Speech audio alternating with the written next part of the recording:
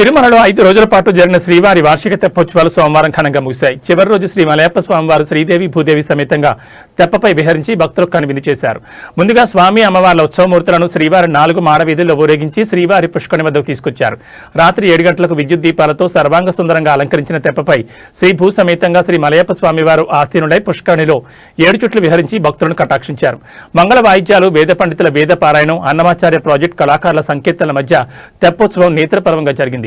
ఈ తెప్పోత్సవంలో తిరుమల శ్రీ పెద్దజీఆర్ స్వామి, శ్రీ చిన్నజీఆర్ స్వామి, అదనపు ఈవో వెంకయ్య చౌదరి, ఆలయ డిప్యూటీ ఈవో లోకనాథం, ఇతర అధికారులు పాల్గొన్నారు.